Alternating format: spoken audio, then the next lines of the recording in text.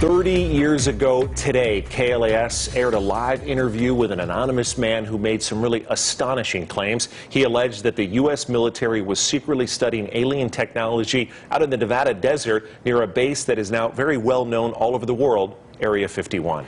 A lot has changed in the decades since Bob Lazar first told this wild story. The Pentagon recently admitted that it really has been secretly studying UFOs and then it wanted to figure out and duplicate that technology. George Knapp looks back at that 1989 interview that started a whole new conversation. It's totally impossible. The propulsion system is a gravity propulsion system. The power source is an antimatter reactor. This technology does not exist at all. The claims sounded like Hollywood sci-fi. Months later, when his identity was revealed, Bob Lazar said he worked at a secret facility near Groom Lake, where alien technology was being reverse engineered, that is, taken apart to figure out how it worked and whether the Pentagon could duplicate it.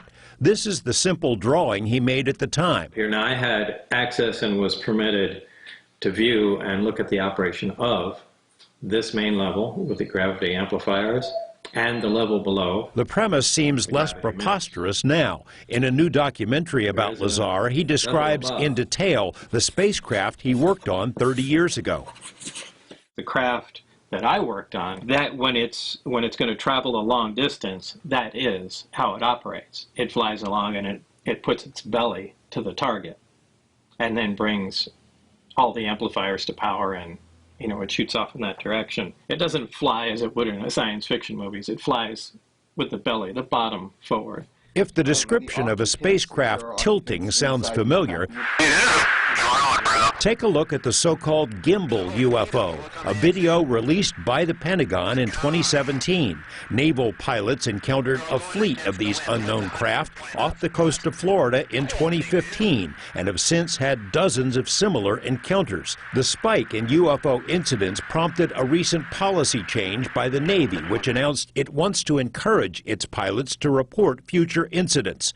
Pentagon officials reluctantly admitted to the New York Times 17 months ago that the military has secretly studied UFO incidents, in part so it might figure out the technology. In the gimbal video, there's a mechanistic turn against the wind without deceleration.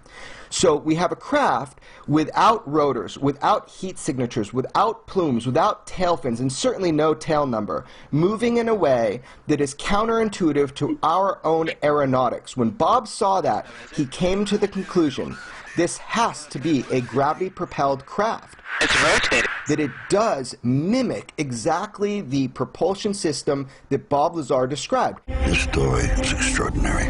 Jeremy Corbell directed the Lazar documentary, but he also broke the story about another now famous UFO incident, the 2004 Tic Tac encounter. The Navy pilot who engaged the Tic Tac, Black Aces commander Dave Fravor, has said he doesn't believe the astonishing craft was made on Earth, that the propulsion might be anti-gravity.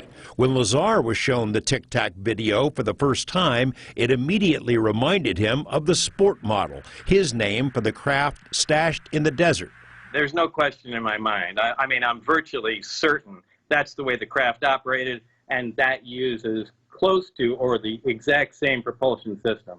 Former Pentagon intelligence officer Lou Elizondo was in charge of ATIP, the secret Pentagon study. He told us one goal of the project was to determine the physics of UFOs, how they can achieve the seemingly impossible.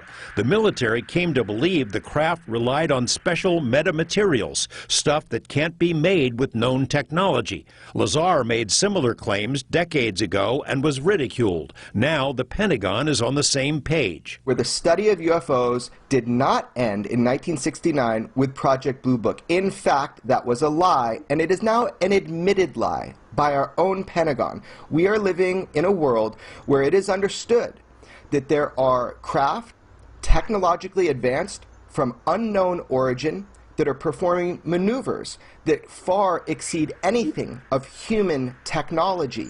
This has been going on a long time, and our government has been studying it. George Knapp, 8 News Now.